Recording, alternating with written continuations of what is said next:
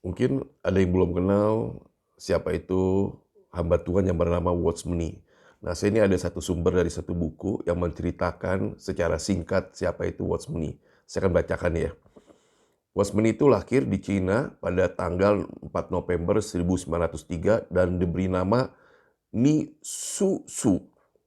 Dia adalah jawaban atas doa ibunya setelah sebelumnya ibunya itu memilih dua anak perempuan. Dan ibunya takut dia hanya memiliki anak perempuan seperti saudara iparnya yang telah melahirkan 6 anak perempuan. Dia mengajukan permohonan kepada Tuhan. Jika maksudnya Tuhan mau bermurah hati memberinya seorang putra, dia akan memberikan anak itu kembali untuk melayaninya. Jadi seperti Samuel ceritanya mungkin ya. Maka setahun kemudian putra pertamanya lahir. Namun baru beberapa tahun kemudian ketika anak itu mencapai usia dewasa, Allah berkenan untuk mengambil apa yang telah dipersembahkan oleh ibunya tentunya. Mungkin inilah sebabnya ketika panggilan Tuhan datang atas hidup Watchmeni, ia meresponinya dengan segala kehikmatan dan keseriusan. Ia merenungkan perkara keselamatan, mengetahui bahwa pengabdiannya kepada Tuhan harus total atau tidak sama sekali.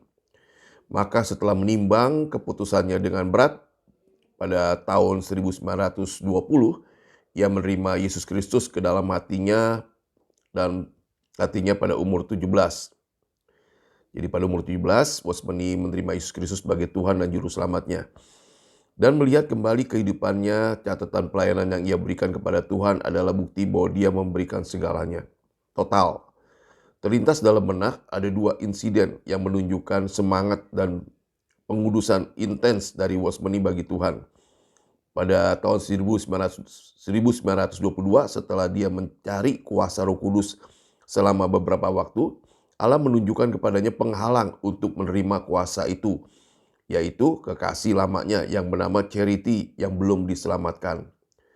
Meskipun hatinya tertusuk dan ia bahkan memohon kepada Allah untuk memberikan atau membiarkan ia bersama sang kekasih, akhirnya ia menyerah pada kehendak Allah. Begitu ia melepaskan gadis itu, kuasa itu datang. Tetapi Allah belum selesai bekerja. Beberapa tahun kemudian, Charity menerima Tuhan. Setelah pertobatannya, dia dan Watchmeni bertemu kembali. Dan pada tahun 1934 mereka menikah. Insiden lainnya terjadi pada tahun 1926. Watchmeni jatuh sakit oleh tuberkulosis dan diperkirakan akan meninggal. Ia tidak ingin meninggalkan dunia ini tanpa menuliskan di atas kertas kebenaran-kebenaran indah yang telah Allah ajarkan kepadanya dan dari firman-Nya. Di tengah kelemahan dan demamnya yang tinggi, ia bekerja giat untuk menulis karya 3 jilidnya yang berjudul The Spiritual Man, yang ia selesaikan pada tahun 1928. Beberapa bulan kemudian, secara menakjubkan dan ajaib, ketika para dokter telah kehilangan harapan untuk kelangsungan hidupnya, Allah menyembuhkannya. Telah diberkati dengan memori fotografis, Watchmeni merasa bahwa panggilan Tuhan padanya adalah untuk menjadi penjaga bagi saudara-saudari seiman di Cina.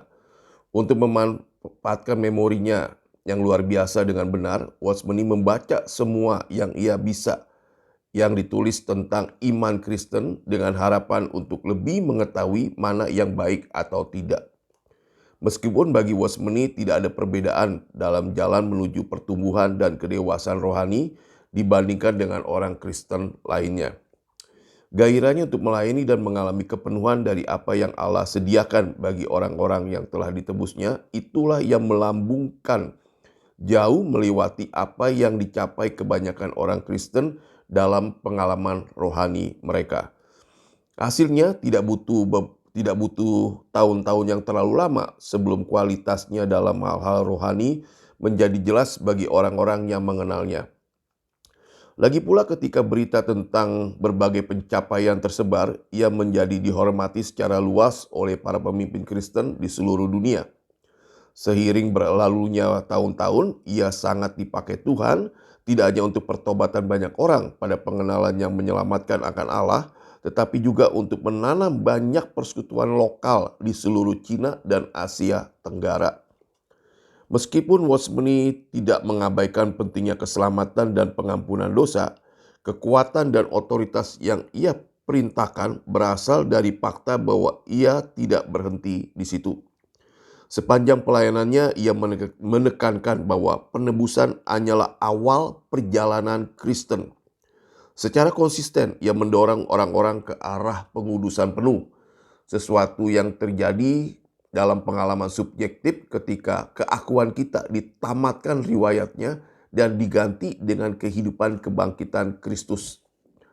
Jadi pesannya tidak hanya mencakup penyelamatan jiwa-jiwa, tetapi juga mendorong orang-orang untuk maju menuju kedewasaan penuh dalam kehidupan rohani mereka dan berjalan, sesuatu yang hanya dapat dicapai ketika Kristus Juru Selamat yang telah bangkit menjadi hidup melalui kehidupan kita. Tuhan bermurah hati dalam memberikan orang ini untuk melayani umatnya selama periode waktu yang sulit di China. Itu adalah periode transisi dan pergolakan, tidak hanya untuk Asia, tetapi juga untuk dunia pada umumnya. Ada kalanya ini berarti melayani di bawah kekurangan yang ekstrim dan situasi paling sulit. Tapi Watchmeni terus berjalan dengan setia melewati semua itu.